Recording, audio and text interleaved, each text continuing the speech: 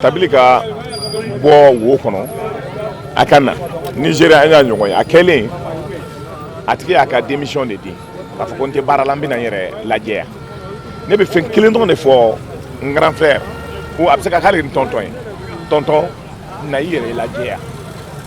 a fɔra k'i ye sonyɛni kɛ sonyɛni ma ɲi adamaden danbe la na i yɛrɛ lajɛ yan o dɔrɔn ne b'o dɔrɔn de f'a ye maintenant k'a fɔ i n'a fɔ an bɛ mɔgɔ de supporter ne yɛrɛ tɛ Sɛnsɛn Kulubali ne t'a yelen dɔn n'i y'a fɔ ko n t'a yelen dɔn n ma deli k'a kuma fɛ ne n'ale ma ɲɔgɔn tigɛ minɛ a tɛ n dɔn t'a dɔn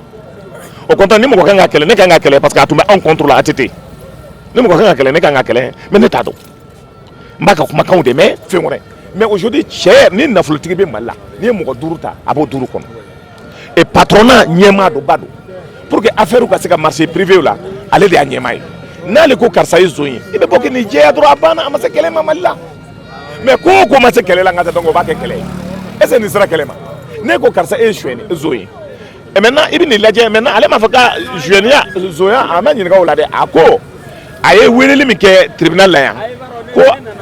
ko ye ale ko ye ale n ka taa ko bagala ale ma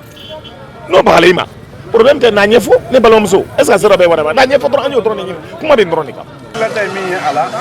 min fɔra n'u tapili ma n'a y'a sɔrɔ ale yɛrɛ jɛyalen don ba dalen b'a yɛrɛ la ko nɔgɔ tɛ o la fiyewu a bɛ bɔ k'i yɛrɛ défendre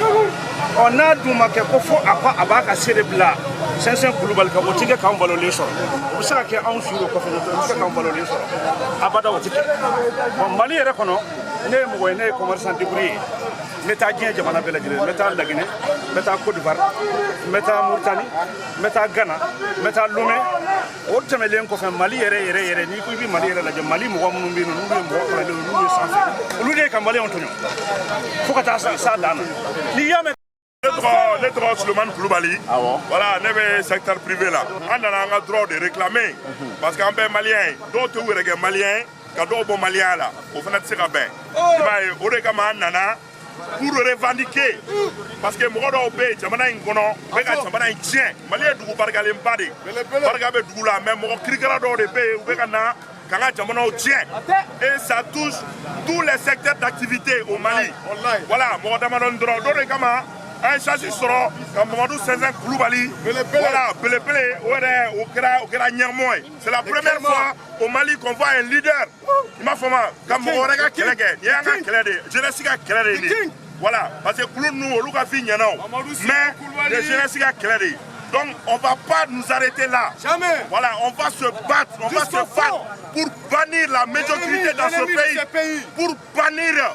c'est-à-dire la corruption dans ce pays. Nous allons cultiver l'excellence. Voilà, comme le Mali était avant. On va travailler, on va faire tout pour aller de l'avant. Voilà.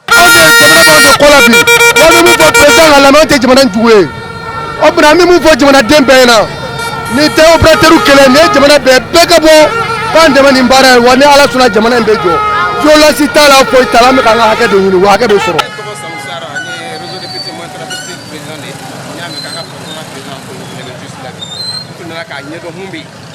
parce que n'a fɔra ko i ka ɲɛmɔgɔ welela fangaso la ka d'a ka kumakan dɔ kan kumakan a jo b'a la wa a jalaki b'a la wa i bɛna filɛ mun don mais an nana ko in ma kɛ bɔ fɛn ye ka d'a kan mɔgɔw ko k'u de y'a bali ka na parce que a tɛ se ka bɛn ale ka na ka stabilité président ko il faut que a ka bɔ a la u fila bɛɛ lajɛlen ka na en tant que citoyen juge ɲɛma ka kɛɲɛ mais e ye jamana bɛɛ ɲɛmɔgɔ ye juge bɛɛ ɲɛmɔgɔ ye e bɛna juge bulon na e ka denmisɛnw de bɛ nin bɛ juge hali n'a y'a sɔrɔ la jo tɛ Kulubali bolo a na fɔ k'a ka juge ye Kulubali de ale dɛmɛ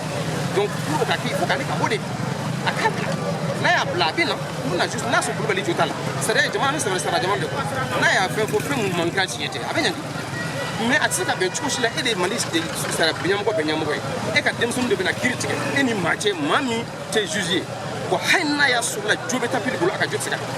donc mun ka ɲi bi ale kan ka bɔ kusubila président yɛrɛ la ko de ka kan an y'o de ye fan bɛɛ procureur kan ka enquête de ouverture kɛ k'a dɔn mun na nin kɛra mun fɔra a ko ɲɛ mun dalen mun kan o la an b'a dɔn exactement mun kɛra mais e ye ɲɛmɔgɔ ye e ko k'e ka denmisɛnninw ka maa juge maa min t'i ka ɲɛmɔgɔ ye hali n'o jo b'i bolo a tɛ dɔn koyi